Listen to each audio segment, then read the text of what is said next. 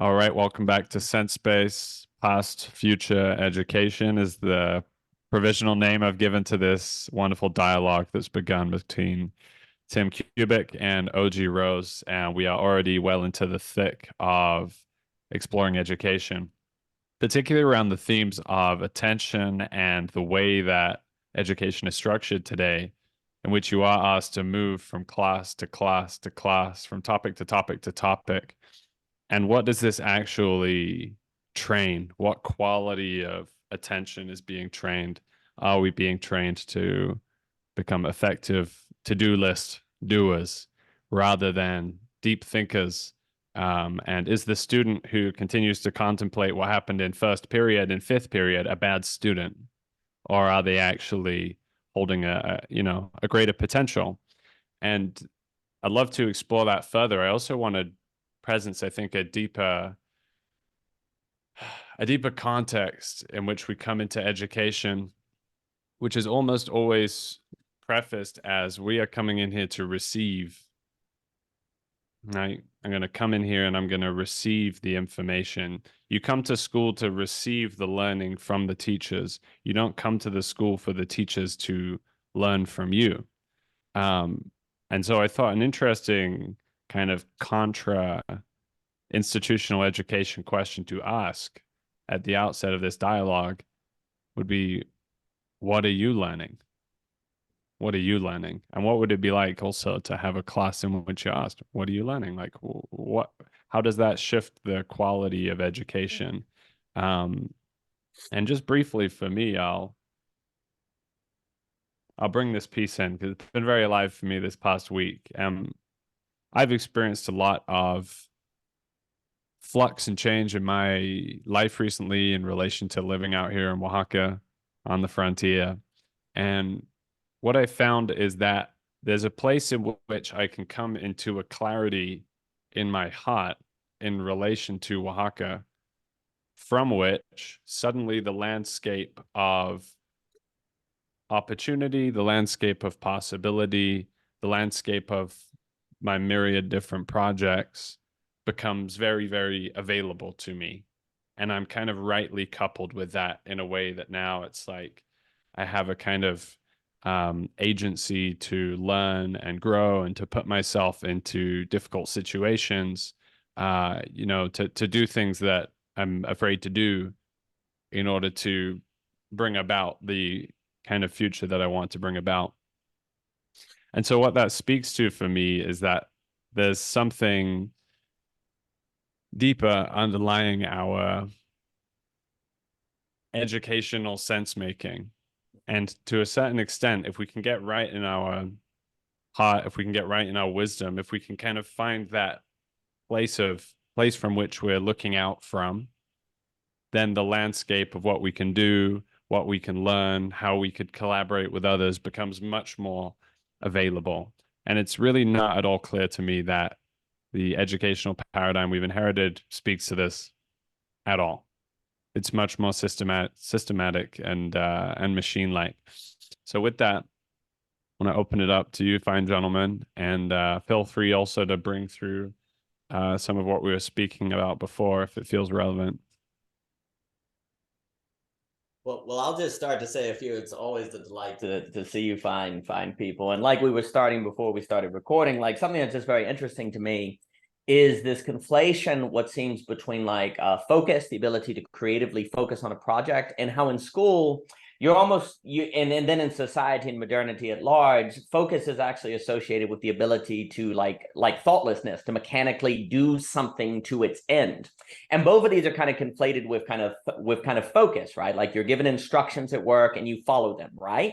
But this focus seems very different from the focus of, say, writing a novel or solving a problem, right? And yet we tend to just kind of say, oh, if you're able to see something to its completion or do it for a long time, then that means you're focused and disciplined.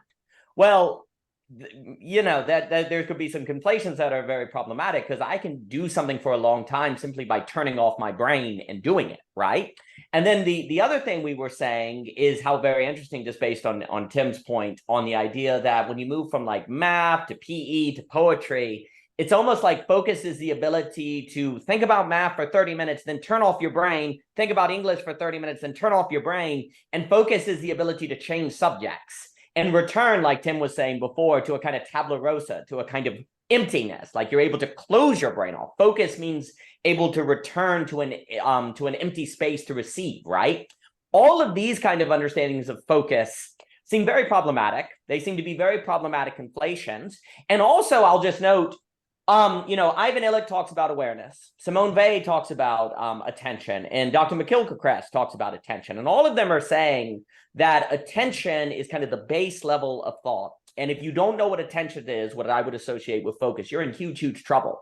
Like, let's take Dr. McGilchrist and the matter of things and all these different ideas. It's like he makes an example where he says, 13 ways of looking at a blackbird. I guess Wallace Stevens, you got things are physics, biology, emotions. There are a lot of different dimensions to a given phenomenon, right?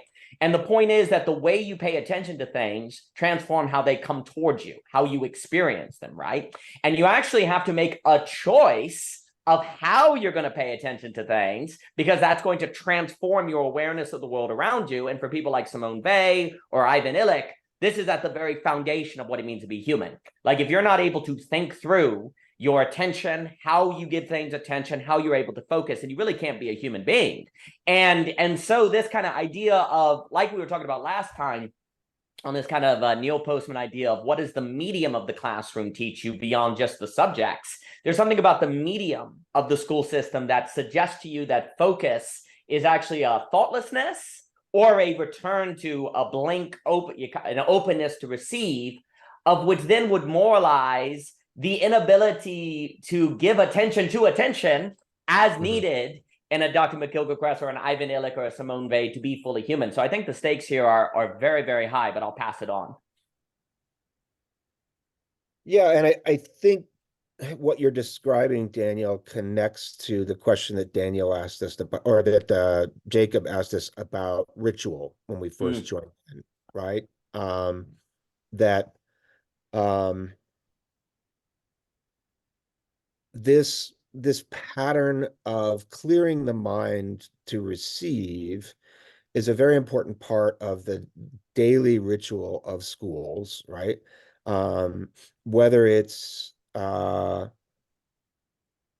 do nows that we talked about that now sort of dominate the way classrooms start in the United States and other parts of the world, whether it's the automatic response that you see in classrooms during a first period class, if announcements come on in the morning during first period, and people stop everything that they were doing in the classroom to now empty their head and focus on whatever the announcements are, right? There is this ritualization that is about turning off attention, right? That is about turning off thinking through things, and being in a position to receive information, right? That I think is foundational to the modern education project, right? Is that, I go back to Kant's claim to be standing on the shoulders of giants, right? As a philosopher. And nobody would really make this correction directly, connection directly, at least I don't think so. But right, once we take that attitude toward history, right, that we stand on the shoulders of giants, then the mission of school becomes primarily transmission, right? Like, all these great things, great people happen before us. We as educators need to transmit that to you, while at the same time instantly forgetting that the giants that we're acknowledging need to be transmitted were giants because they transformed the conversation that was going on in the world around them at the time, right? Either with their actions, inventing something, or with their words as actions, right? Writing something to try to have an impact on the world around them, right? And I've often found this tension to be a foundational one in the rituals of schooling, is that the systems are set up primarily for transmission, right? We know this, we need to pass this along with you. The stated goal is that if we transmit, students will become transformational. right? That they will have all this interesting information. They too will stand on the shoulders of giants, and therefore they will be able to do transformational work. In a way that is very identified with the Enlightenment, right? The past is this. We're going to understand the past and then use that energy to produce a better future, right?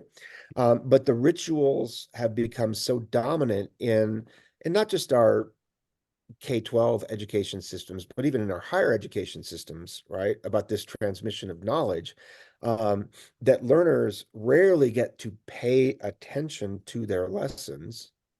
And I'm using that language very specifically to connect to you, but also to think about what it would mean if learners actually paid attention rather than just received. And so therefore they have no idea of the transformational work that would be possible because it's never allowed in the rituals of school.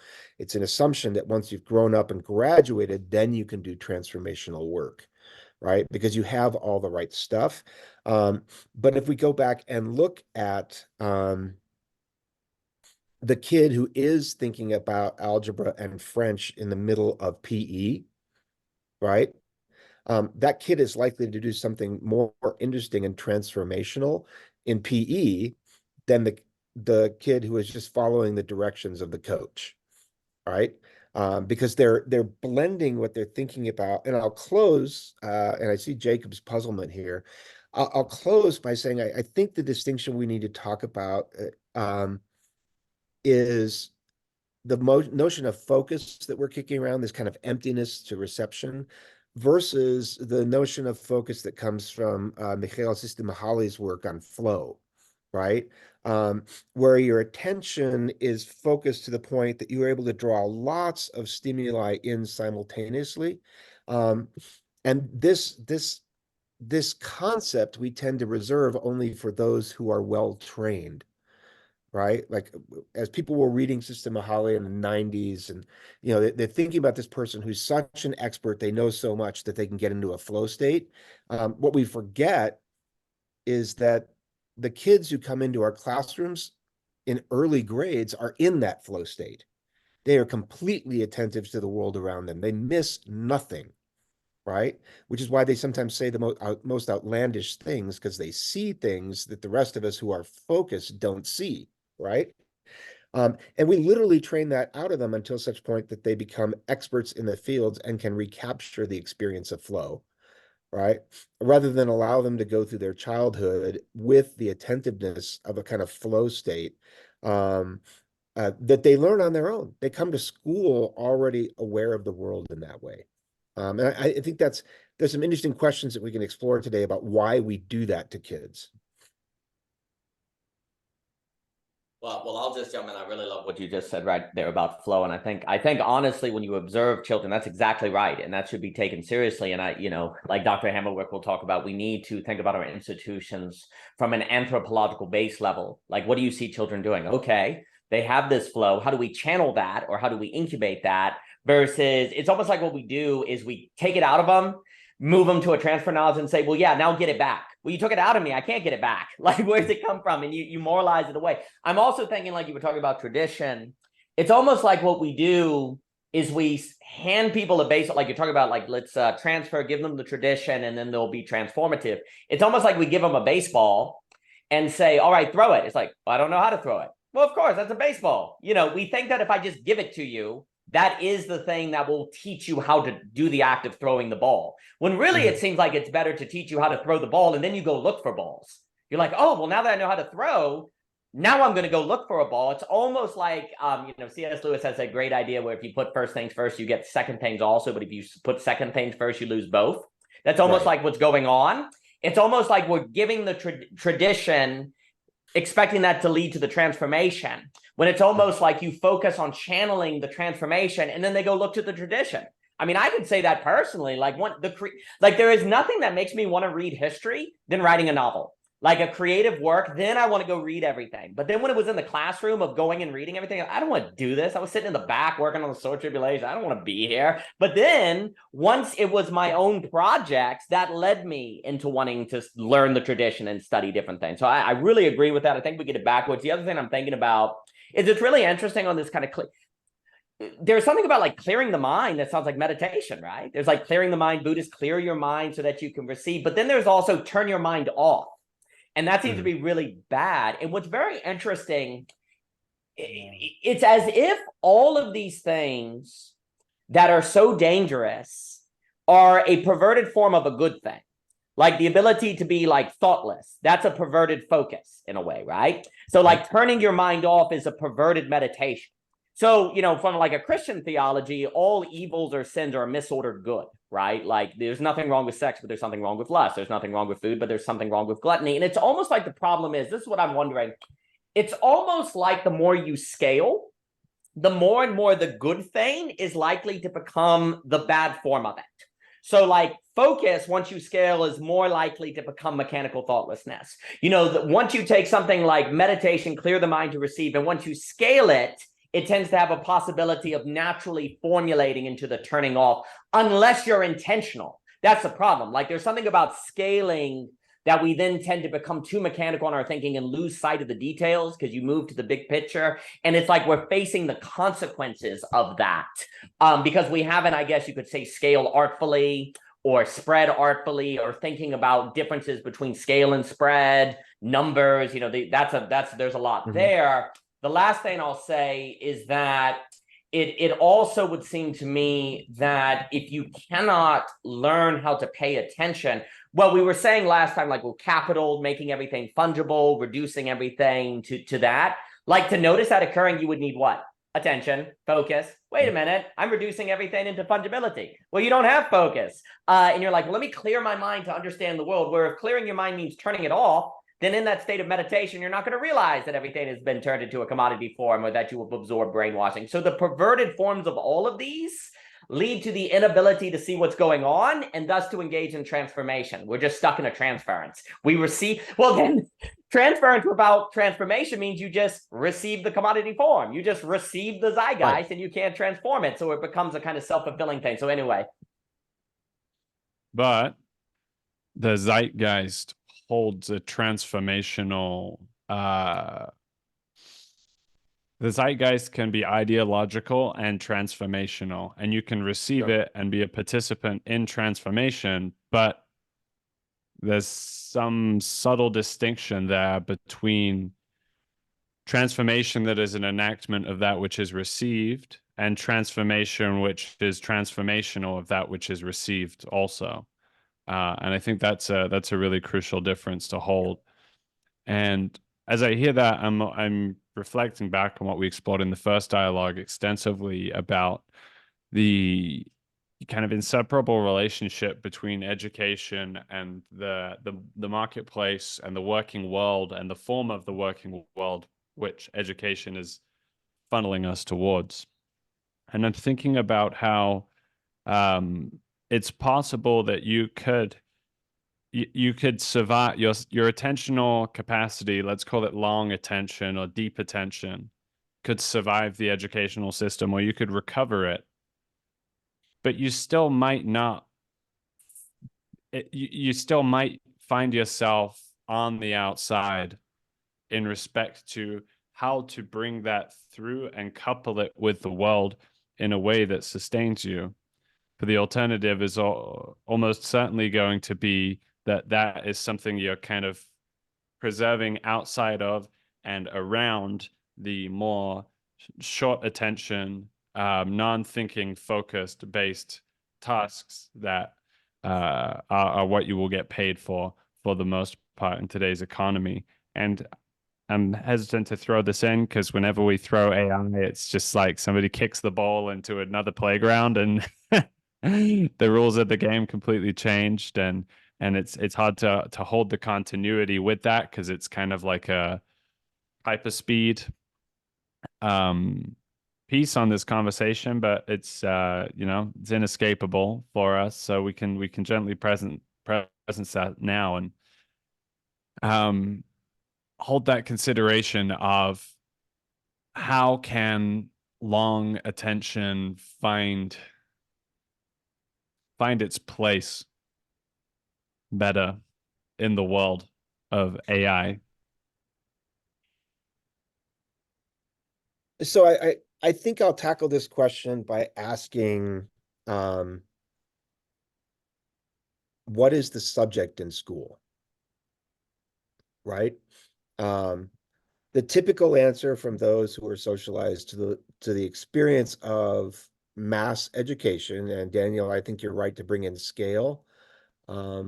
But I think I would put mechanization before scale rather than scale leads to mechanization, right? I mean, when you mechanize, then you realize efficiencies that start leading to questions of scale, right? But for me, the subject of school is not a particular set of lessons. It's not a curriculum, right? It's the actual students that are in the school who are the subjects of school, right? They're going through a process of subjectification.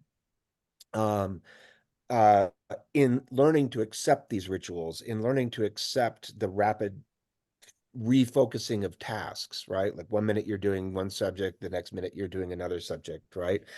In learning to accept proper ways of thinking, right? We're in the process of constituting modern subjects, right? Who can be governable. Um, Foucault never wrote directly about schools. He wrote a lot about education, but never directly about schools in the way he wrote about the prison system or in the way he wrote about sexuality, right? But we are definitely in the process of producing a modern subject as we put people through education. Um, and I think that gets to the issue of um, driving a certain amount of creativity out because creativity implies a certain set of agency, right? And there's a there's a conflict in our language in schools around agency and subjectivity, right? Um, because we kind of drive the agency out to create this. I'm using the word subject. Our education dialogue would use the word citizen, right? To create this kind of citizen that we like, who will be an agent, but only in certain ways, right? They will vote, uh, but they won't protest, right? They will um, uh, invest, but they until very recently they may not likely innovate, right? Like they let others do some innovation, and I think this goes back to a really important question about a fundamental assumption at the root of modern education is that not everyone is going to be able to be an agent, either because of their financial circumstances, either because of their IQ limits, which we know is crap today, right? But like we still are heavily invested in that notion that people have different degrees of smartness or intelligence, right? Um, and that the process of school is actually sorting the subjects from the agents, right? In a very, very long, sustained, drawn out way so that kids have chances, right? It doesn't happen like first test you take in kindergarten, oh, you're going this route, right? But gradually over time, kids start getting filtered in one direction or another, not unlike the sorting hat in Harry Potter, right? Although that happens right the first minute you show up at Hogwarts, right? It's sort of like, oh, you're going to this house, right? And I think in our education system, it's more drawn out because we know that or we used to know that one simple test does not define a kid. I think that's in debate today. Um, but this question of, again, I think the metaphorical metaphors or the mechanical metaphors are really important here, because we look at our schools as a machine that produces a modern subject capable of agency on certain things that we permit, incapable of agency on other things, um, because those things make us nervous or because we don't expect them at scale. To go to Daniel's point, right? Like, you don't expect to get an Einstein out of every classroom, right? There's some sense that there are some unique individuals who do preserve the long attention, do escape the system, do get into positions where they're able to do certain things, right? But the reality is that even those individuals end up facing certain rituals of subjectification at the highest levels, right? There's this wonderful history called Who Got Einstein's Chair, which is a story of all the debates that happened after Einstein died at the Advanced Institute for Study, right? And what went on to determine who is going to get Einstein's chair at the institute after he died, right? And there was a whole lot of hacking high-powered quantum theorists, really high, super intellectual people into modes of subjectivity that reinforce the culture of the institute, right? Rather than saying, oh, well, here's clearly the next genius, we're going to give it to them, right? It was like, who's the genius that's going to fit in with the culture and structure of the institute more, rather than who's clearly the brightest light, right? And the way in which people who by all measure have the ability to pay attention that we were talking about, right, fought with each other for that to demonstrate their institutional fidelity. It's a fascinating story.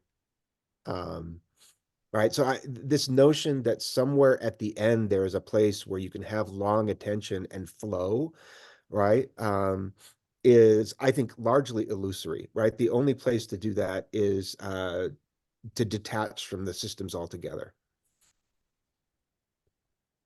Magnificent. I'm gonna have to read that book. And I think that's also really important, is where you say, oh, well, the system's going to lead you to a place of long attention and flow. It's a kind of myth that keeps you in going forth. It's like, no, there has to be some sort of detachment.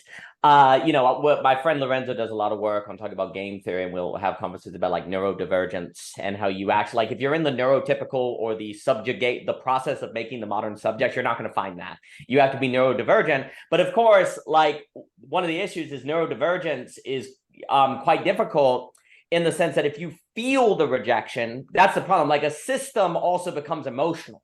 Like, you can't just leave the system and not feel it. Like, there's an emotional thing that kind of gets in, a subconscious thing. You're letting your parents down, you're letting your potential down, and all of these different things. And one of the funny things he talks about, Lorenzo, is how in game theory, the only way you escape a Nash equilibrium is to do something non-rational, because if everyone's doing what's rational, well, it's much easier for someone who has like Asperger's or something, because they just like, yeah, this is the right thing to do, and they do it, and they don't feel the rejection so much, right? And he's talking about how actually you need to introduce into collective consciousness neurodivergence, or otherwise the collective consciousness, everyone assumes, oh, if like the market of crowds and different things will give us the best result. He's like, maybe not if you don't have neurodivergency in there. So it's supposed to be a kind of expanding a diversity initiative to the neurodivergent, not just the neurotypical, because otherwise everyone could just be the subjugated forms that just reinforce the mechanization, whereas neurodivergency can actually be a source of true agency. Because the other problem is often we'll actually define the agent as someone who's just the best at the system of mechanization, where the one who has like the most power and money, it's like, that's an agent. It's like, maybe not. Maybe the person that's the agent is the one who can detach, right? But then it defines on what you are told is successful. So I really like, he did a wonderful TED talk on game theory and neurodivergence. I love Lorenzo, and it was just thinking about that. I think it's also wise to connect mechanization and scale. I don't think something can scale that isn't mechanical. It has to have this ability to work regardless the particularity over the particularity. It has to have a mechanical function. And you almost could say the problem with the problem, if we use that language, is we don't know how to make a really large garden. Like, how do you make a really large garden? We know how to make a really large robot or AI, but what would it mean to make a really big garden? We don't know. That's really hard. And basically, if you're talking about a movement of more agents than subjects, it would look like scaling a garden, not a machine. But wait a minute, the word scale by definition has always been mechanical. And for me, that kind of metaphorically frames the issue. And that I think gets into things like attention. The other thing I was going to say, I think it's very much the case, I guess Michael Sandel wrote about this as well, where the system of school is a kind of justification for where you end up.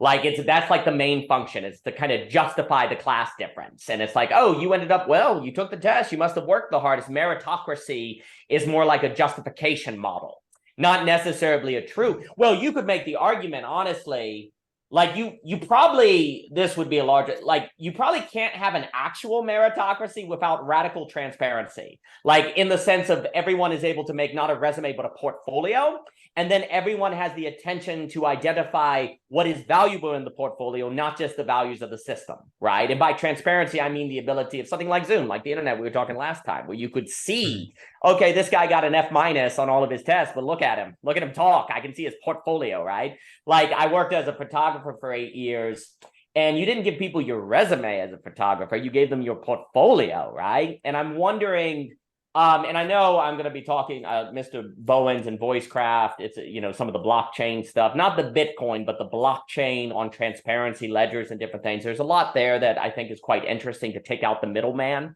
Like that would be the big thing where you could actually have just kind of show the work in a community, a commons and different things.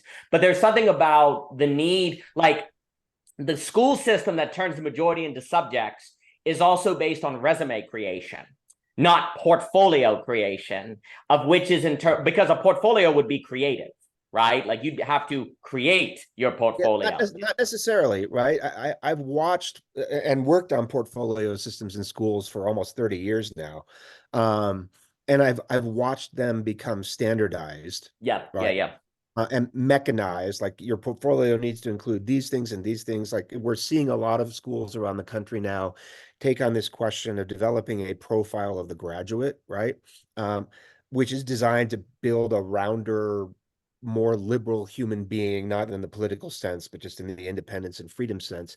But they end up being more checklists, right? Because that's what the system understands. So then the ability of the student to actually create their portfolio in the way you're talking about an artist or a photographer doing so becomes problematic, right? And Daniel, or not Daniel, Jacob brought up AI earlier, and I think I want to talk about AI in this context as another form of subjectification, where we're all being taught that the highest form of thinking is the work of a sophomore college student, right? Because that's sort of the way AI writes. It writes like a college sophomore. It's not bad, right? But it's often wrong. It often plagiarizes, right? At least in its current iteration. It maybe get better. But it's training a whole generation of people to accept that as the most effective, the most efficient form of communication, right?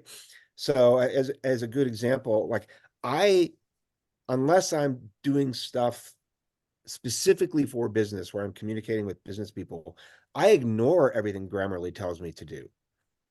Right now that Grammarly is deeply embedded in a lot of our apps, right? It'll start saying, oh, this is wrong and that is wrong. And I'm like, I don't care. Person at the other end will be able to read it, right? Whether it's all grammatically correct or not. And I think we're seeing the power of AI is not so much that it makes things easier, right? Because I can instantly generate the email that I need or a short speech that I need or whatever, right? It's that it convinces us that it's easier to do the things we need to do than it might be, right? And I'm thinking of, Voltaire's famous quip about, sorry for the long letter, I didn't have time to write a short one, right? So, I don't have time to really write a good speech. So I'm just going to hit AI and get this short thing that comes out, but it's not going to be very good, right? Who was it? I think it was Helen Mirren at the Screen Actors Guild Awards actually read an acceptance speech that was written by AI at when she got her award, right? I think just recently, it was, I think it was her. And then she told everybody, this is AI. See what kind of crap this is? I'll gladly pay for good writers, right? But I think that's a tension that we're wrestling with here. That goes back to like literally a tradition in schooling that goes all the way back to the Romans, who used to teach their kids to write by giving them those tracing things to write in, right? So they would learn to write their letters, right? Because it was easier to just say, put your pen in here and make this shape and trace it out, right? Than it was to actually teach them handwriting. So they just learned by rote tracing how to make the letters they needed to. And we have this notion that, again, it goes to scale, Daniel. Easier is not necessarily easy. It's what's most efficient, right? And I think there's a difference between easy and efficient. Sometimes for a truly creative person, it's easy to let the pen flow, right? As you're writing something, right? You can really very easily be taken up by a moment that you're paying attention to and write a really nice poem or write a really wonderful letter, right? That can be easy. But it may not be as efficient to reproduce at scale, right? So we have to have these tracing structures. And I just see AI as a new tracing structure that is going to teach a whole generation of people that, you can't think that this, you can't write this, so let AI do it for you, or you can't create this picture, right? It's not going to be very efficient for you to do it. It could take you weeks if you want to make this picture, but if you just type in a few words, AI will create it for you right away. And that'll be a much more efficient use of your time. Rather, my wife said last night, I was talking about my master's thesis advisor who died in December. And I didn't know this about him. But when he was working on key texts that he really wanted to understand, he rewrote them in longhand. Like he literally spent the last 30 years of his life working on Gibbon's Decline and Fall. And to really understand Gibbon, he rewrote Gibbon's Decline and Fall of the Roman Empire in his own hand so he could get into Gibbon's way of thinking, right? That's really impressive. It's totally inefficient. And my wife's comment was, no university would pay an academic to rewrite a book by hand today, right? That's just way too inefficient. We can't waste time like that, right? So I think we've made this conflation between easy and efficient, right? And our entire system is about efficiency, rather than a notion of easiness that we might call gracefulness, right? That ability to, when you think of romantic poets of the 19th century, you get this image of somebody like sitting on a grassy hill in the countryside and staring at the naturescape and going like, I see it all, and writing it down, right? That there was a kind of inspiration or genius that happened. We're not interested in that at all anymore. We just want efficient outcomes. And AI is going to train a generation of people to be efficient rather than to be inspired. Two things that come up for me in that, Tim. The first is the sense of flexibility that I, as a creative, require and am always wrestling with, and that the ebb and flow of creative impulse is not something that I can schedule. And sometimes I'll feel a creative energy is here, but I've put in my schedule, I'm going to, do my menial work tasks during this time. And I had this just the other day, I had all this creative juice coming, but it was the time for me to finish that work. And, I want to keep my house in order. So I stuck with doing the work. And by the time I had finished the menial work, that creative energy had gone away. And it took much of the rest of the day to reconnect with it. And it's not something you can kind of just bring back in once you've kind of, like once you've rendered your creative energy into that short-term focus energy, it can just be gone. And so there's something around the structuring of days and a balance that I'm constantly trying to find as someone who does have quite a bit of flexibility. Like the working day, 9 to 5, show up in these hours. What if the creative impulse comes during those hours? What if one person's creative impulse comes in the pre-dawn hours, another person's comes late at night, so on and so forth? There's a deep particularity to that has to be recognized, and I don't know how you organize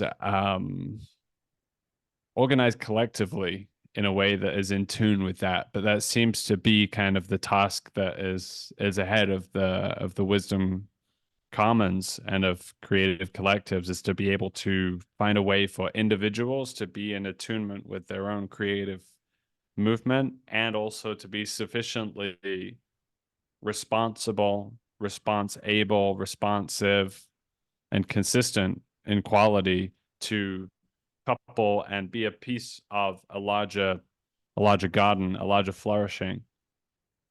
And so alongside that flexibility, there's also a question of patience, which really illustrated in your story.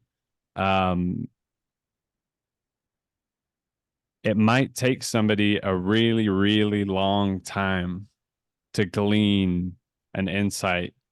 And it might take a very special kind of employer or patron or educational institution to actually recognize, oh, this person is not engaged in a 1 to 2 year yielding project. This person is engaged in a 1 to 30 year yielding project. And that's a very different attitude. And it connects with my sense that I spoke to in the first dialogue of life as the educational project, life as the primary ground of education rather than educational institutions, because significant pieces of the understanding that constitute perhaps your greatest project or your greatest contribution or the insight that you contribute to the world can come from life experiences where it's not necessarily obvious and it's not necessarily easily placed into that kind of tick box resume that so many students now have if they want to go to Harvard or another institution. So those are two pieces that I think have to be really felt through for this kind of liminal education space. Excellent. So a few things. First, on the question of, I think what AI may train us into is to associate like focus as intelligence and being capable of the best inputs. Like who can come up with the best inputs, not thinking through something. So that's very mechanical and problematic. That was a question that was asked. I think also on the question of like, what am I learning in school? I think like at the base, what you're learning is a certain kind of motivation and a kind of ethic of what makes you an adult or a productive person. Like you asked that at the beginning, and I just wanted to say that question would be as a kind of meta question on, no, not what you're learning in terms of the information, but what you're learning about what it means to live a productive, disciplined, successful life. Like what are the rituals that school is teaching you? That would probably be quite a revelatory experience. And then likewise to ask them, hey, in using AI, what are you learning is intelligent based on the use of AI? That perhaps one of the problems is school doesn't have enough of those kind of assessments. You know, you go to the boss every 6 months assessment. Maybe you need more of these kind of meta assessments from the students themselves that are not asking them about the information, but about the medium. That might be quite eye-opening and interesting. I was going to say a few things. Tim made a very good point about the portfolio can just become mechanical as well. So this is the issue for me, and this is why I think like something like a focus or attention is actually very fundamental, like base. So the other thing is if you lose attention or focus, you also can't tell that the school system is turning you into a subject because you're not paying attention to the mechanism that is subjugating you. And so there's something about removing attention that is necessary for the process of subjugation to get away with it, right? Yep. And so one of the problems is, though, there's a lot of talk of increasing transparency, but here's the problem. If you don't have focus and attention and I show you everything, then you may actually just use it for surveillance, because what you'll see is people's portfolio is creative. Well, that's not what you're supposed to do. You're supposed to be mechanical. And so transparency actually leads to people oppressing one another back into the structure. And see, this is and then actually transparent, because here's the issue. It seems like you need transparency in order to not rely on systems of authority and stamping of approval. But if you get that transparency and you don't have the ability to focus on what matters or to evaluate outside of the system, then you may actually, as an individual, be part of preserving the system by seeing something that doesn't align with the values you've absorbed. And so you push the creativity back into mechanization. This is why, like, how does transparency not turn into surveillance? How does transparency not turn into oppression? It requires attention.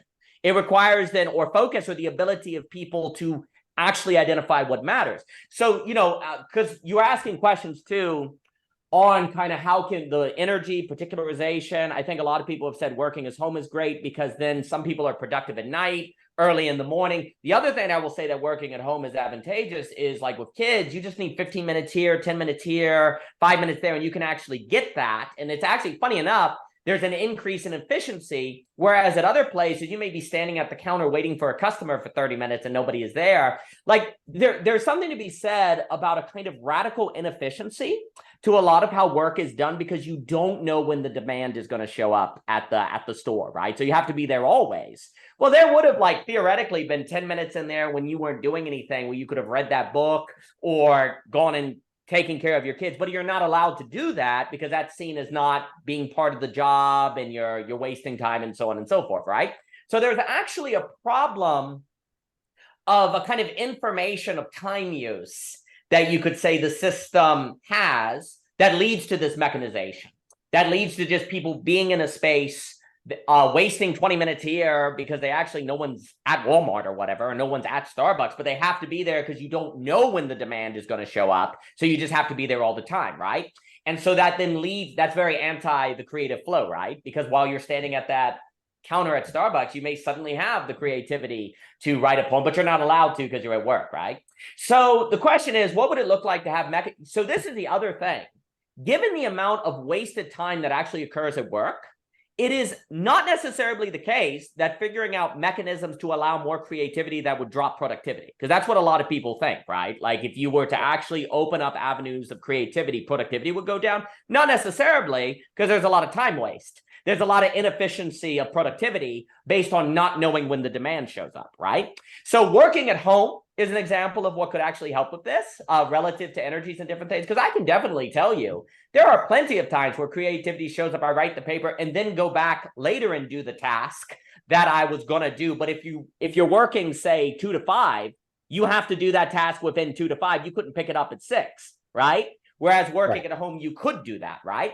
So there's something about decentralization of the work schedule or the work life that could contribute to this problem. But here's the issue with that, though.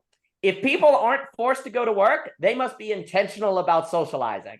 Because for most people, their socializing is being forced to go to work and interact with people or something like that, right? So there's a trade-off here where the more and more you give people freedom over their own schedules, the more and more they have to will and force themselves to relate with people, when I'm afraid to say that it's very natural for people to withdraw from others because of the difficulty and complexity of others, except people like them. Oh no. Now we're in the tribal thing, right? And we're starting to kill pluralism and things like that. The last thing I'll say is it does say, I'm no expert on it. It is possible that blockchain technology helps with this problem. Because what it can do is create a ledger system. Now, I'm not talking Bitcoin. That's a different ballgame. I'm talking the blockchain that allows people to work on their own schedule, on their own time, that is not edible. You can't manipulate it. It's like transparent and you can see what people are doing. And then, yeah, they were working on their farm between 2 and 3, but who cares? I can see they did the work at some time that needed to be done, part of the community. Therefore, they get the productivity. You need a more sophisticated system of transparency for what people are doing that is reliable. But here's the problem, though. That would be my warning against kind of the blockchain stuff. That's a mechanism of transparency that doesn't necessarily guarantee that people have the attention to identify what is a good use of that transparency. Because the portfolio to me is better than the resume, because the resume, it's less like a portfolio. If the person is being mechanical, like when you open a portfolio where the pictures are clearly what the guy is doing just because they've seen it online, they think it's like obvious that it's just catering to the audience. It's more transparent, right? But you have to have the attention as an artist to be able to tell the difference between a lame photograph that's just trying to make the customer happy versus a real work of creative artistic genius, right? You, as looking at the portfolio, have to see that. I think it's easier to hide mechanization on a resume because you're just filling in the void. You can't put your own creative spirit there, but it's not guaranteed on a portfolio. Even though that can help us, there is the question of the attention. And this is why the question of how do you train that attention becomes a really big deal, because we can give people all the transparency they want. We can give them the blockchain, we can give them an uneditable system. But if people don't know what they should look for, or what exactly is garden versus machine, that's going to lead into various troubles. There's more to say, but I'll stop there. Yeah, this question of transparency, I think, is very interesting. In exploring issues of education. And I like the way you said it, Daniel, that there's a certain degree of transparency that is almost a smoke and mirrors game that allows people to stay in the system, right? Like, look at this, I'm showing you all this information. And what I want to do is make a move here that I think is antithetical to the modern project, about this question of system, right? Because I think what we are transparent about increasingly is the system itself, not the individuals that are inside it, right? So we're telling you, it's like the opposite of the Matrix. Instead of lying in one of those little pods and not knowing that you're in a pod, right? We're telling you, like, here's all this information about the system that you're a part of, right? And we get that from Marxist historical analysis. We get that from systems thinking in the 1960s and 70s, right? And so there was a time prior to all these systems where education happened in the way that Jacob is talking about, right? Again, it was, most people didn't receive education, but those who did, it was sort of like, when the moment was opportune. We use the phrase teachable moment in school now, and that's all education was up until, up until the reforms in the French revolutionary system in the late 1700s, right? Where they tried to make education accessible to the masses and therefore started to experiment with systemization and systems. And you get Rousseau messing around with that a little bit in some of his writings. But I want to go to the practice of storytelling, which I think we as Europeans have totally missed the boat on, right? We think remembering the story is what's important, right? And like, those horrible quizzes you had to take in high school English where you weren't asked what you thought about the book at all. You were just asked, like, so, what did Heathcliff say on page 942 of Wuthering Heights or whatever, right? And it's like, who the hell cares, right? But it's like the emphasis of everything, whether it's in a history class, whether it's in literature, right? The emphasis is in Western culture is that you remember the story. The assumption is that it's important to remember the story because there's some lesson in there, right?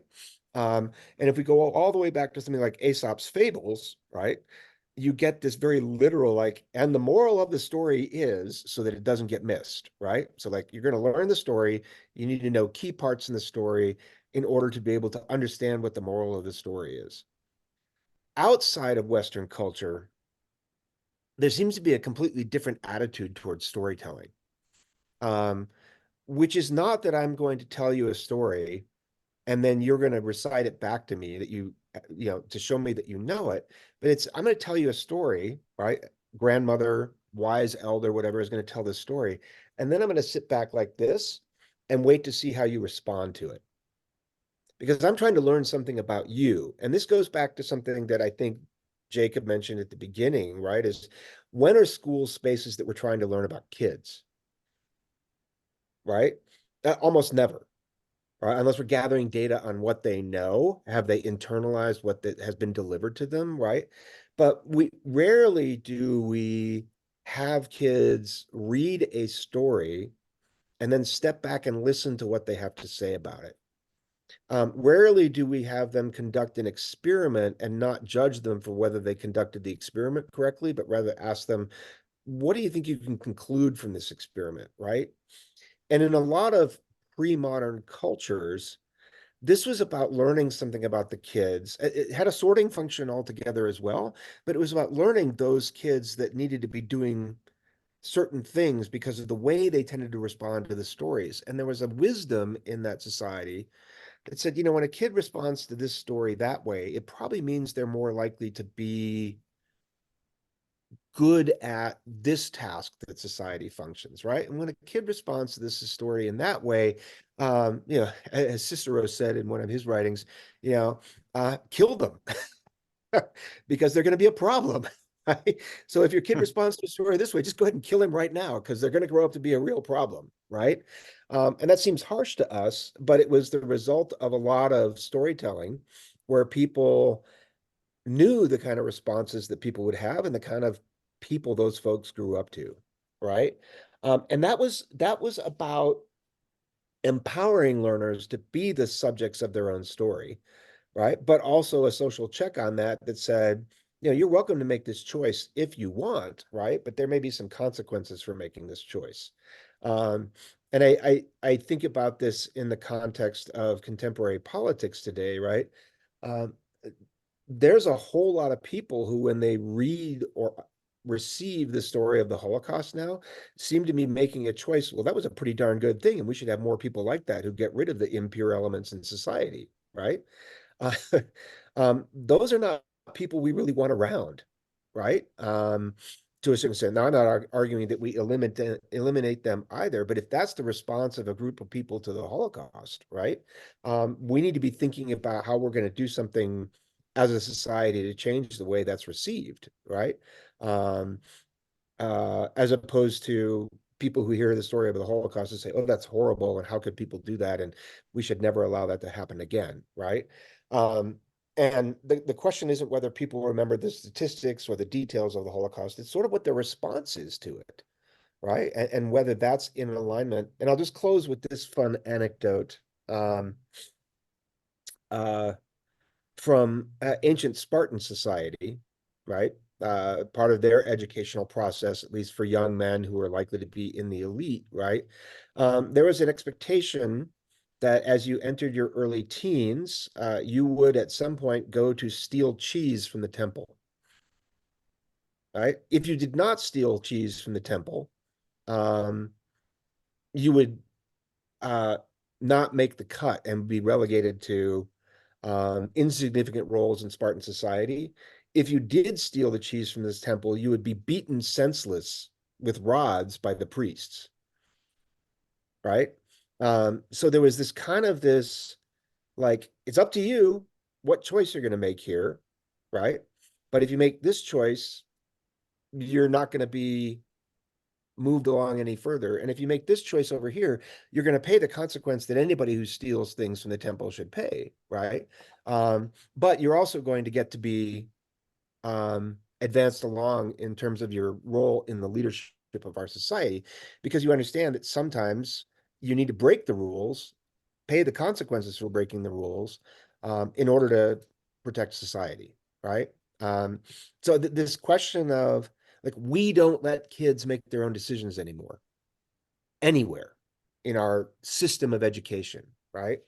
Um, I'll go back to your language of, if they follow the instructions, they get rewarded, right?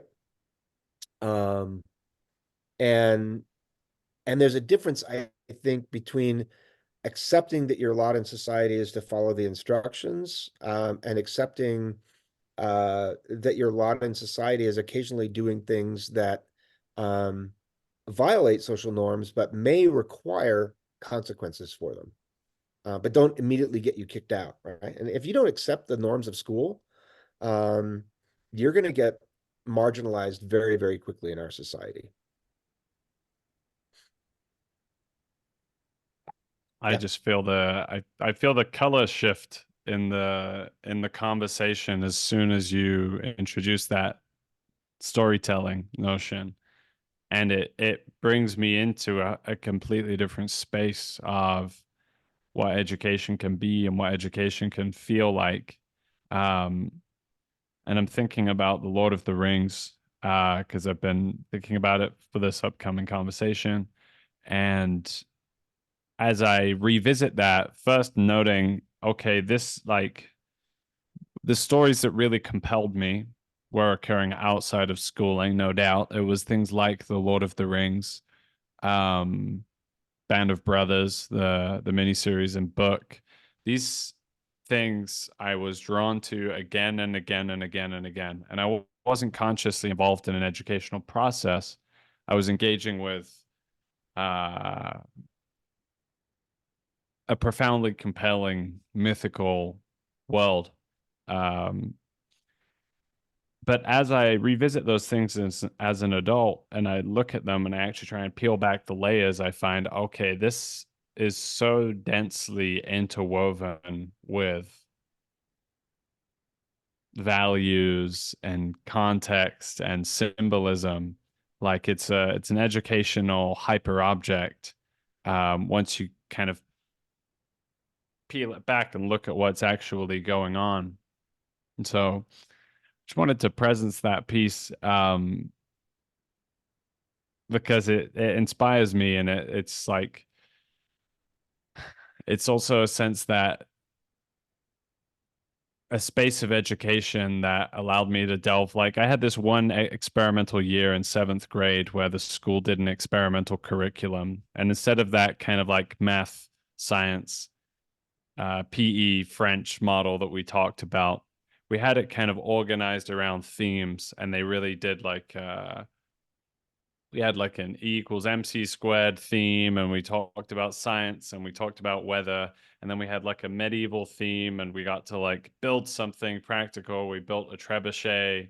We delved into particular parts of history, parts of science, and it was all kind of like clustering around thematic interest, and then also like creating a collected artifact out of that. And I just remember it being so compelling and so exciting. And then after that year, I got sent straight back into the next school, and it was right back into the regular wheelhouse, and it was just a blip.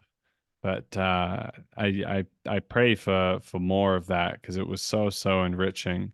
Um, and the other piece that I noticed being in Mexico, is that the nature of the workplace is more decentralized. It's less uniform. You don't really have so much of that uniformity of values that a Starbucks has. And so if somebody's running their coffee shop, they kind of run it how they want to run it. And if they're going to be sitting on a couch working on their sketches for the day until a client comes in, and then, get up, make them the drink, and go back to what they were doing. Or indeed, a lot of people having children in their workplace, and the division between doing the work and tending to the family, educating the children is much more fluid. And work itself is something like partly, of course, through necessity, but there's a lot of 12-year-old, 13-year-old boys out here that have jobs some days of the week, especially if you go to the villages and the pueblos. The 12-year-olds are acting as tour guides, or they're driving your tuk-tuk around for you, and so on and so forth. And I think this gives the kind of esteem of participation, which I personally feel like I really lacked because of, only going to school and then going home and playing video games, and not really having that, like, we're going out into the woods to build something, or you need to go and work on this thing for your grandfather, and spend part of your time working in his crafts shop, or something like that. Oh, Tim, you're on mute. Yeah, I know you're itching, but I just want to say one thing about the Lord of the Rings example that you brought up, because I think it's important, right? Um, in modern Western thinking, we spend a lot of time trying to understand what Tolkien was saying to us as readers, right? That would lead us to the conclusion that we should destroy the ring, right? In most other cultures, all you need to know is if your kid acts like Boromir, you've got a problem, right? If your kid acts like Frodo, life's good, right? So if your kid hears the story of the Lord of the Ring and says, "Well, Daddy, why didn't they keep the ring and use it?" Right? Like, that's what you need to know. You don't need to know why a kid would make that decision. All you really need to know is, so we're so busy trying to replicate certain types of subjects, right? Like, we want to find a way to understand what are the moves that Tolkien makes in his books that produces somebody who says, destroy the ring, right? Pre-modern societies were just sort of like, All we need to know is who the people are who want to destroy the ring. They're the good people. We'll move them forward, right? And part of that is just simply a question of scale, right? As societies grew and expanded in size, you know, 100 to 150 years ago, most large communities had prisons that held 20 or 30 people, right? There just weren't that many bad people.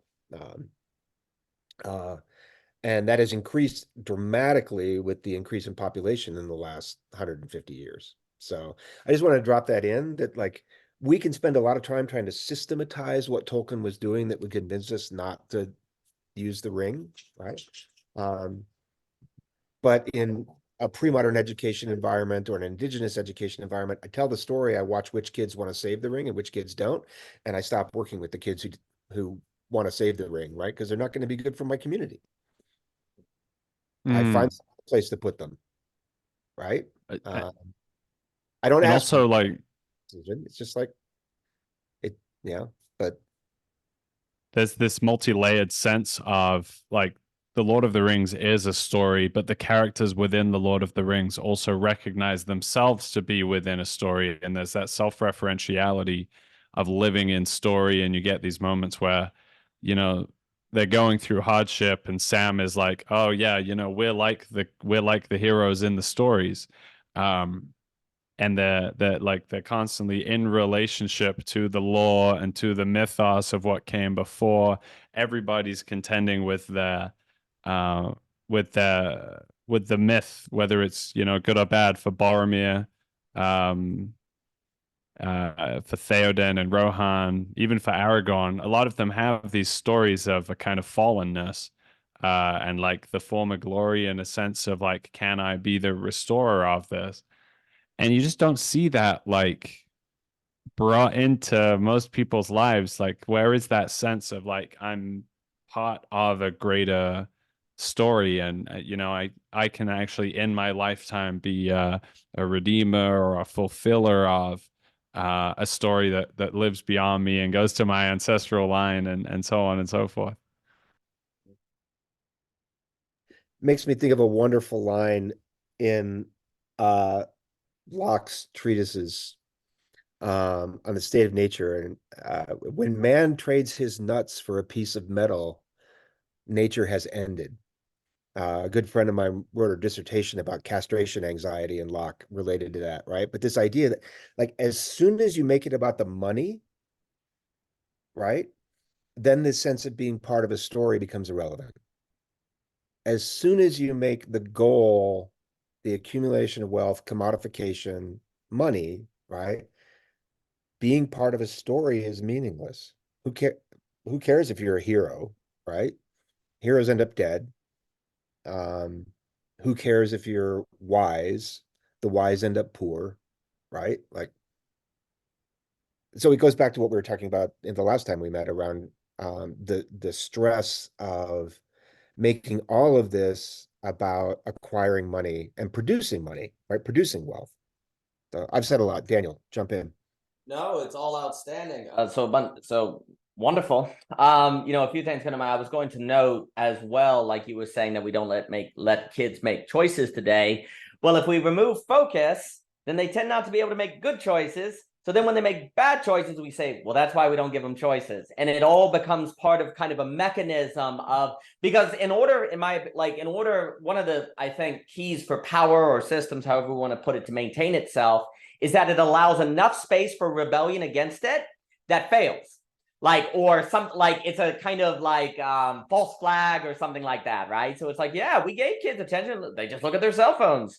You know, you really want to give them choice or different things or different things? Yeah, well, they're doing that because they've been taught that focus is moving, like literally focus is turning off brain, start new subject, turning off. Like the curriculum of school is attention deficit disorder. And of course they have attention deficit disorder. That's the joke. They're like, all these kids have attention deficit disorder. They can't learn. Yes, because that's the curriculum. The curriculum is to freaking be deficit in your intention for English for 30 minutes. Only 30 minutes and then it's over.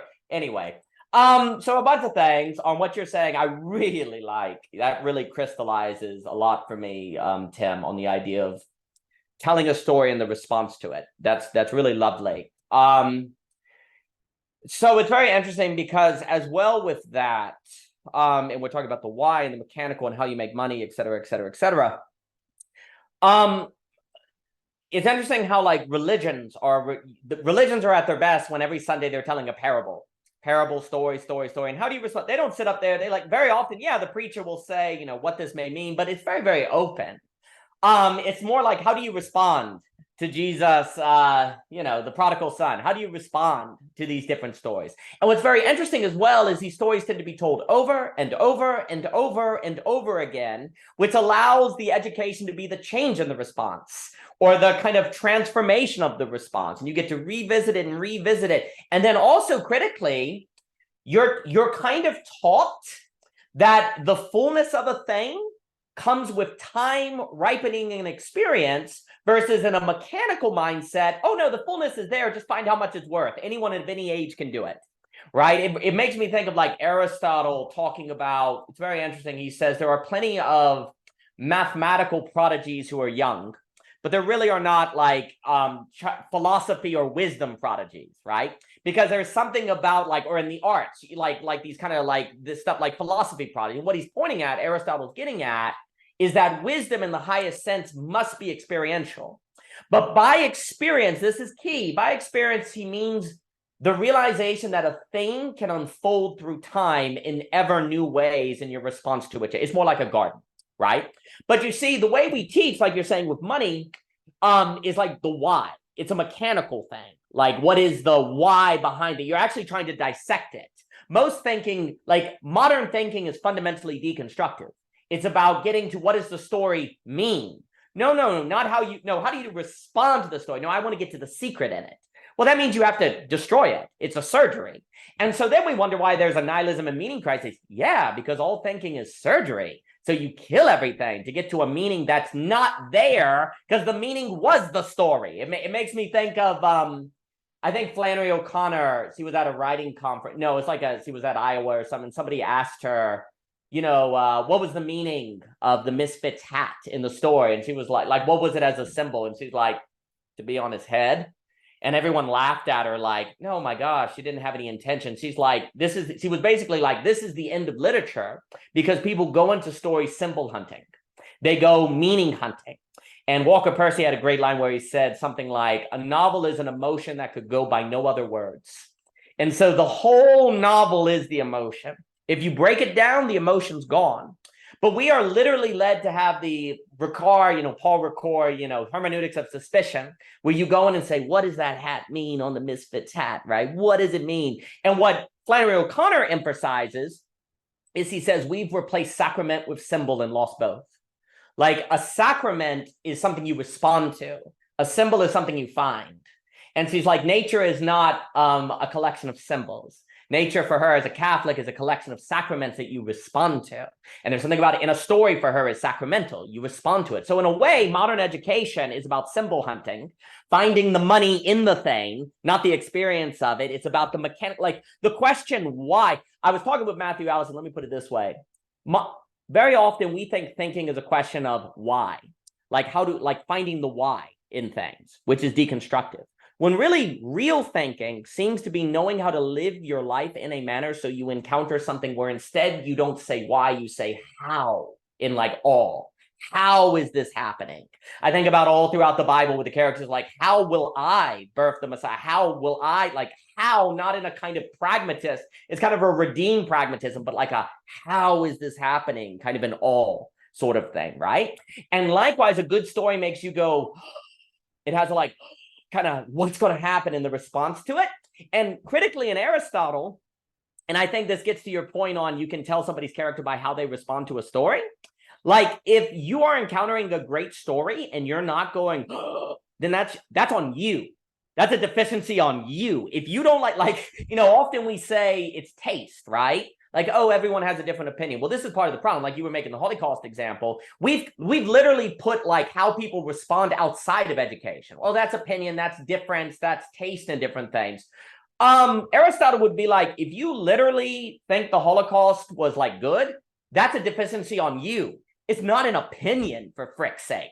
Like that's also where someone like Plato is saying, if you don't appreciate beauty, that's on you, not on beauty. Be very careful before you treat beauty as a thing of taste, because what they were all warning about, just the classical mind is like, if we say this stories and response is all taste and relative and all that, we're in trouble. Because here's the key.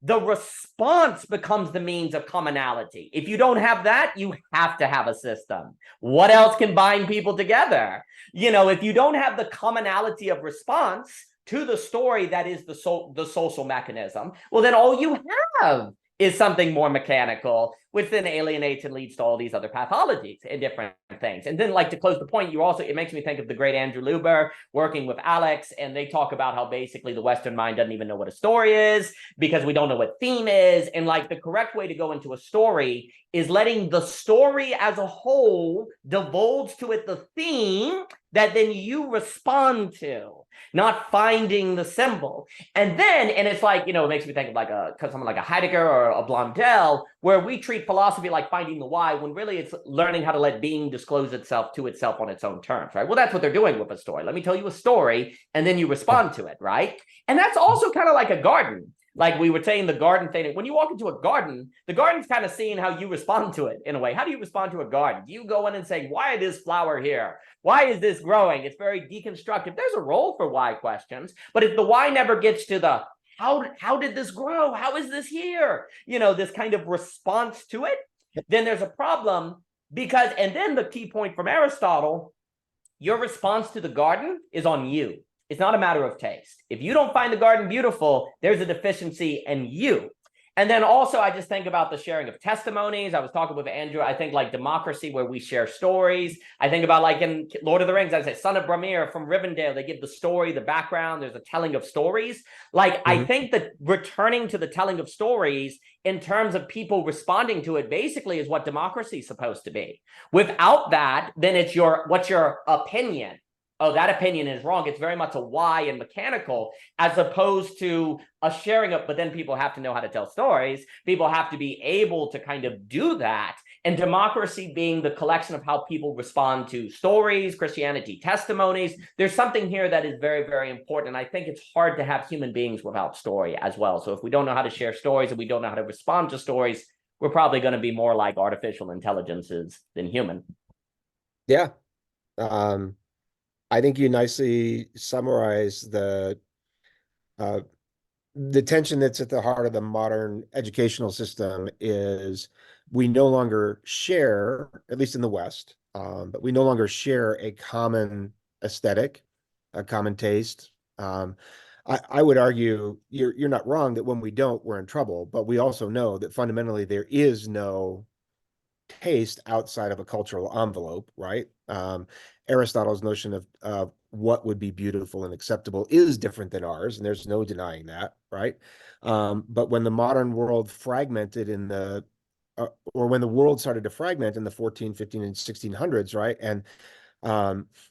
And a system of values, at least in Western culture, couldn't hold itself together, then I think you're right. We tried to chain everybody to systems, right? And I think whether we want to call it postmodern or the end of the modern project, right? Or meta modern or whatever, right?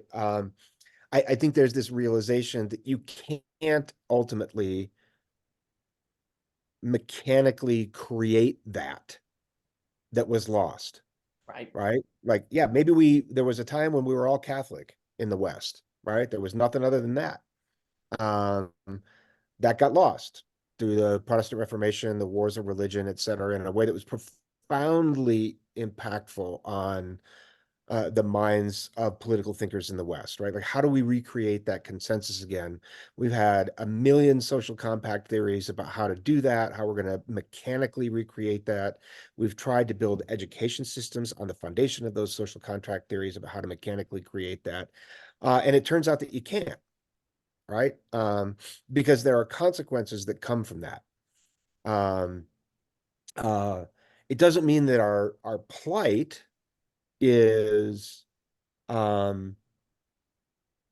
solved, right? I mean, it is still the case that we are unlikely to find a common humanity in any particular set of stories, right? In the way that was possible in the pre-rational age. But but I wonder, and I'm going to need to get going here pretty soon because I got some other responsibilities I need to tag on. But I wonder if to a certain extent,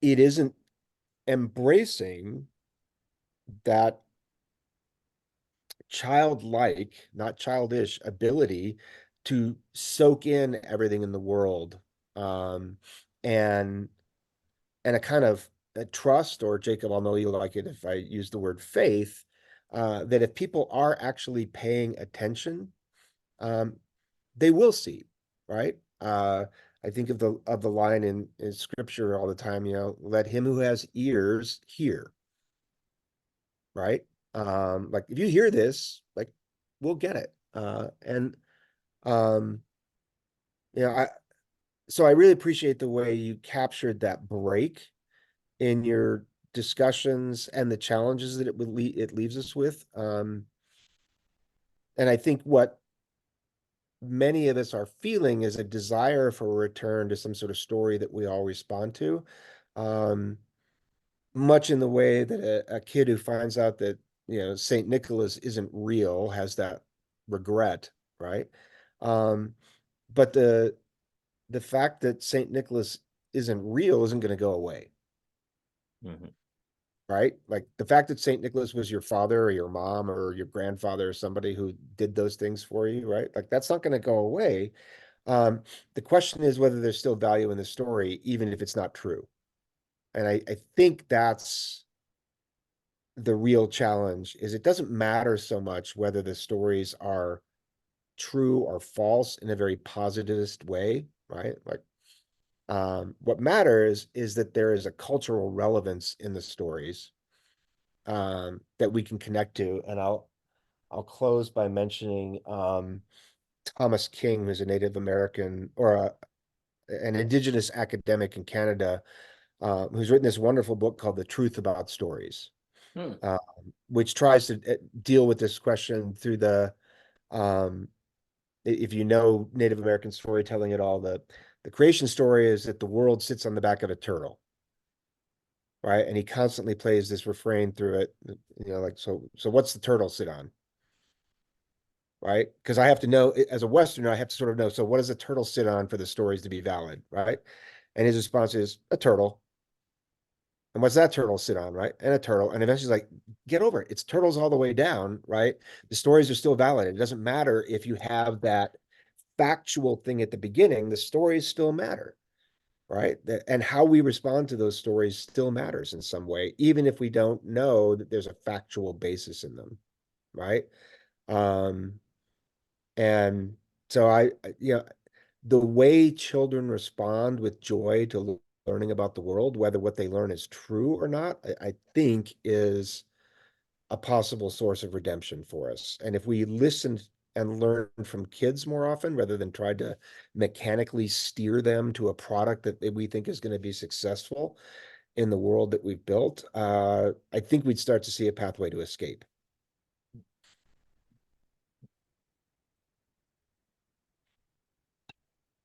Go ahead. No, I love it. And alas, I do have to go as well, but I've enjoyed every second of it. I think children is a big deal. I think for me, paying close attention to the kind of motivational or way that children pay attention or attend to the world is what you want to channel. And they seem to go through school and lose that. And that's the big thing. And there's something about story that is very big. I think basically what happened is there was a more story-based society led to violent religious wars. So we tried to replace it with a universal language, such as facts or mathematics or commodity. That leads to reductionism. And now the question is, how do we tell a better kind of story, or a story that is not going to lead to those conflicts? That is the address. That's what I think we have to get into. I think locating it, I think there is something about also this question of how do you have a real fiction or authoritative fiction, right? Like if you say, oh, you're a Christian, but God doesn't exist. Well, believing it's authoritative means you forgive your enemies. How do you have a story that compels you to forgive your enemies or to do things you don't want to do when you don't want to do them, right? Well, that's the problem with if it's a fiction. You can say, well, it's made up of just my beliefs. I don't have to do it. Like the real challenge today is having stories like religious stories that would have enough authority over you to compel you to do things you don't want to do. Such as it's not easy to deal with difference or to pluralism or people who think differently than you, right? That goes against what's kind of the natural lizard brain thing. Well, Jesus is like, well, you got to forgive your enemies. You got to die on the cross. I don't want to. Well, I made the universe, so get over it. Okay. So, if you don't have that, but then the problem is that can lead to you, killing people or taking over nations, I mean, right? I gotta push back because, again, if we listen to children, right? Children love hearing stories from other cultures. Mm-hmm. Children love learning that other kids do this in their home, right? Like it's we as adults who get nervous about what's going to happen to our kids if they learn a story other than ours. Um, and I think that's captured really well in Chimamanda Achebe's Danger of a Single Story TED Talk that she did, right? That like Mm-hmm. the problem is that we want to insist that there is a single story as opposed to a more ecumenical approach that says there's something valuable to learn in stories from lots of different cultures. And they don't all reduce to the same thing in the way the end of the 18th century thought they did, right? That like every religion on the world is basically Christianity in a different nutshell, right? It's not that. It's that like you can actually really learn some fascinating things by listening to a story from a Native American elder or by looking at the stories of Muhammad's life that are relayed in the Quran, right? That like you don't have to be a Muslim for those stories to be authoritative, right? And um, so I don't see that as much of a problem if we really embrace a childlike attitude toward novelty, discovery, diversity, right? Um, as opposed to getting settled in our ways as we get older.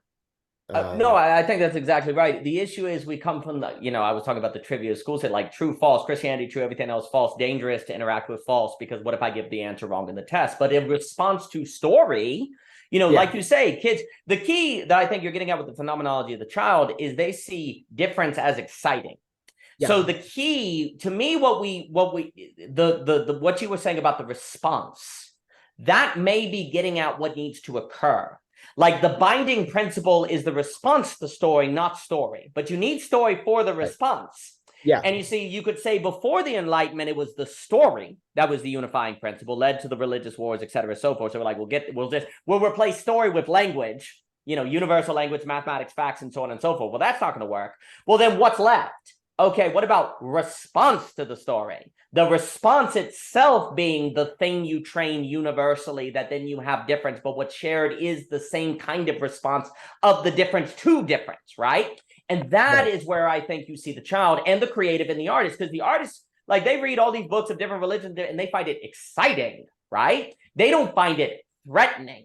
So there, what to me, the emphasis on the response, or like Luba would emphasize the allowing of the unfolding of being. I think the other difference is the Western mind looks for potential, as opposed to what we should do is observe the unfolding excess of things, the life vibrancy of the thing that is there. Potential has actually become a problem because you say that the realest thing is the potential, but potential is a reductionist, right? Really, no. Everything, this everything that is actual entails a lot more beyond the actuality that is excess, not potential, beyond you. But you have to observe it for that excess to unfold. And a story has that unfolding excess that the excitement is the response to. And so when you move the Western mind for looking for potential, because that's what we do with money. Oh, that's potentially $200. These are potentially the meanings of the story, are these symbols, right? You move away from that and say, allow the thing to unfold and I will respond to it. And that phenomenology, if you will, or universal response, that seems to be what needs to be taught that can help us deal with the problem of global pluralism, which I do definitely think is embodied in children.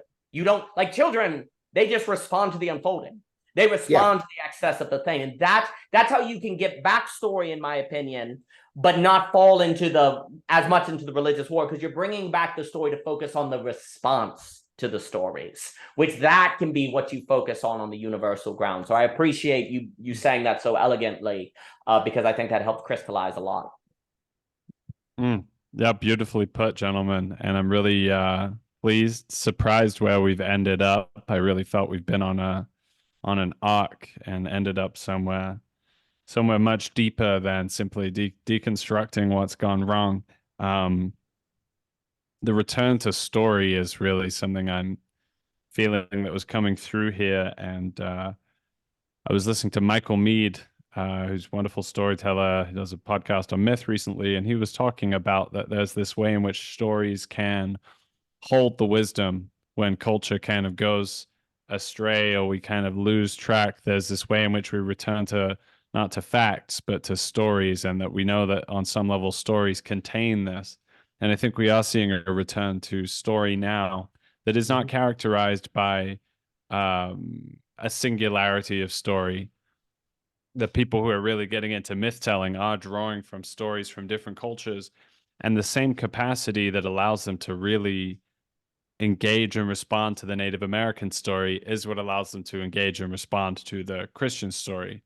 And the beauty of Tolkien, the power of Tolkien, to my mind, is that, I have a friend from university who's an imam, and he loves Lord of the Rings. And Lord of the Rings is embedded with this mixture of Christian sentiment and also of kind of like Anglo-Saxon pagan northern peoples kind of energy as well. And yet it's Lord of the Rings kind of presents that universality in which the deep sentiment and the sacramentality it's all there. There's so much sacredness in Lord of the Rings, and there's so much fractality of history. It's like history's going all the way back. It's not just like, oh, and then there was the Big Bang. It's like, no, this, you go behind the story, there's another story, and there was the Age of Numenor, and then there was this mythology behind the mythology, and so on and so forth. And so that's the kind of level of richness that I think we have to strike for. So with that, I know you gentlemen have to run, so we'll wrap it up here for today, and give you my thanks for another very, very captivating journey. Always a pleasure. It was a thrill. Thank you, Tim. Thank you, Jacob. It's always Indeed. always Yeah. a treat. Thank you, gentlemen. Have a good one. All the best. Next time. Bye bye.